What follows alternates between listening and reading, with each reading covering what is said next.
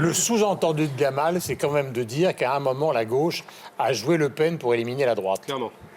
Mais ça, c'est assez vrai, mais ça fait partie de la tactique électorale, la tactique politique. Attendez, moi, je me souviens de c'est moments... la soirée des confidences, parce que ça a mais- toujours été nié. Oui, je suis là pour vous faire des confidences, sinon vous ne m'auriez pas invité. Mais la De lettre, même que alors, je vous dirai non, un mais mot. il faut être précis. Oui. La fameuse lettre qui a été envoyée par le président de la République au directeur de chaîne de télévision Oui. pour qu'on accueille à l'époque Le Pen. À chaque fois, on a dit, pour minimiser l'événement, on a dit il l'a fait pour des raisons de démocratie, disons, audiovisuelle.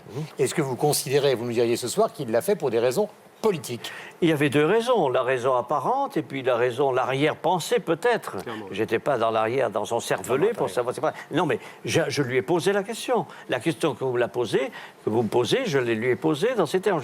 Je me souviens que nous faisions les 100 pas à l'Élysée en attendant les ambassadeurs étrangers qui venaient présenter leurs lettres de créance. C'était à l'époque la controverse. De Le Pen lui avait écrit, il me l'avait dit, il avait gardé la lettre, il avait bien réfléchi, il avait consulté. Le Pen lui disait, nous représentons tant, son slogan que l'on connaît, nous représentons tant d'électeurs, tant de pourcents des voix, et nous n'avons droit à aucun métier. Il a fait venir le ministre chargé de l'information, il lui a dit, regardez-moi ce problème et réglez-le. C'est Mais tout ce qu'il avec... a- Oui, d'accord. Mais ça, c'est la version qu'on connaît aujourd'hui Oui. jusqu'à ce soir. Est-ce que vous pouvez nous dire ce soir qu'il y avait au-delà de ça, comme pour les rendez-vous avec notre ami de la rue de Bièvre, est-ce que vous nous dites ce soir qu'il y avait évidemment les arrière-pensées politiques? Mais il y avait, je vais vous donner un autre exemple sur le même sujet. Sur le même sujet, à l'époque, la question de la loi électorale se posait. Proportionnelle. Bon, la proportionnelle. Bon, La question que je me posais. Mitterrand ne cessait de me dire dans les entretiens qu'on avait dans les pas perdus que l'on faisait en attendant les ambassadeurs étrangers, on avait 10 minutes, 15 minutes.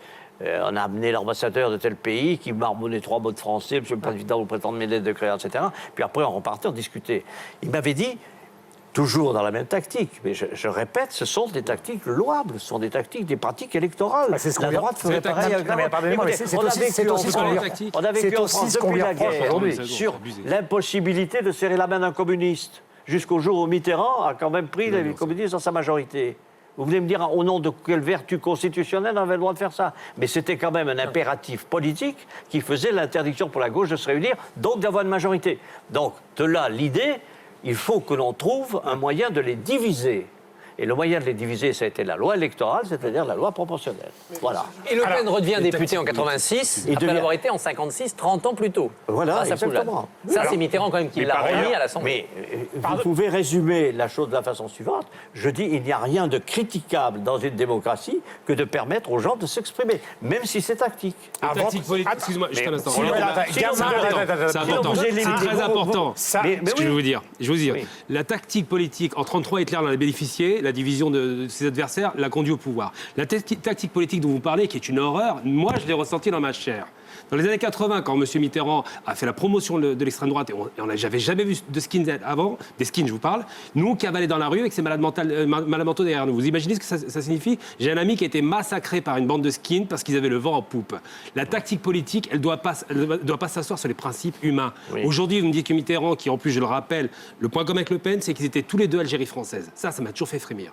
Moi, je ne me suis pas réjoui en 80 de l'arrivée de Mitterrand au pouvoir, je vous le dis sincèrement. Mais Mais je peut-être- vous explique, la tactique politique, ça a des conséquences sur le terrain. Vous voyez ce que je veux dire? C'est très important. On ne plaisante pas avec ça.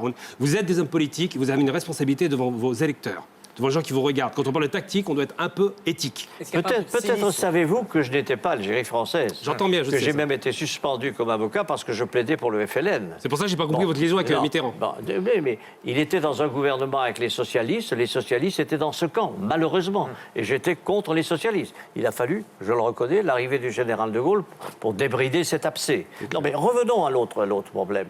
L'autre problème que vous évoquez, c'est un problème purement électoral.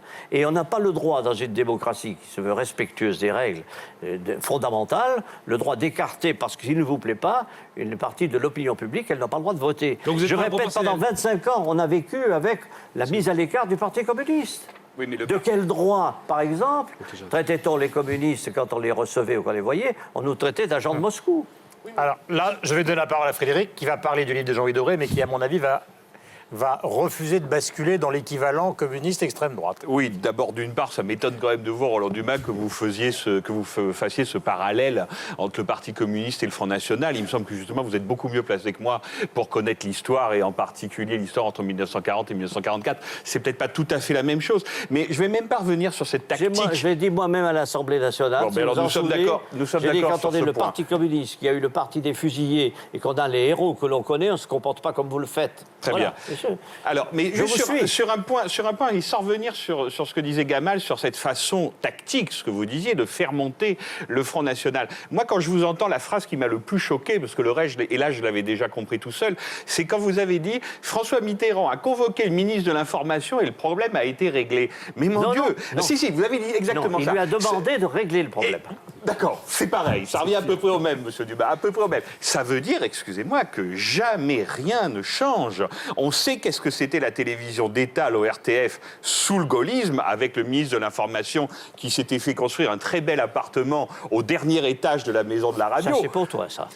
Sans parler J'étais pas né. Sans parler d'affaires qui n'intéressent personne, il y a des histoires sur ce qui passe aujourd'hui. Mais alors là, ce que vous racontez, c'est que c'était aussi la même chose sous François Mitterrand. C'est-à-dire qu'on sifflait un ministre pour lui dire de mettre de l'ordre dans l'audiovisuel public. Non.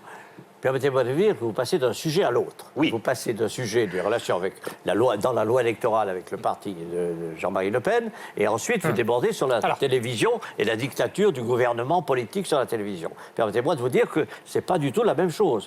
Recevoir le ministre des Affaires étrangères, le ministre de l'Information, et lui dire voilà, j'ai une lettre d'un homme politique français, c'est Le Pen, qui dit ceci, cela, voulez-vous vérifier que c'est exact? C'est au président de la République de s'occuper de ça, monsieur Mais Dumas. on lui a adressé la lettre à lui. Mais C'est genre c'est pas au président de la République de décider qui passe à la télévision et qui n'y passe pas, enfin, me semble-t-il. Mais le ministre de l'Information aurait très bien pu faire une enquête et dire c'est inexact.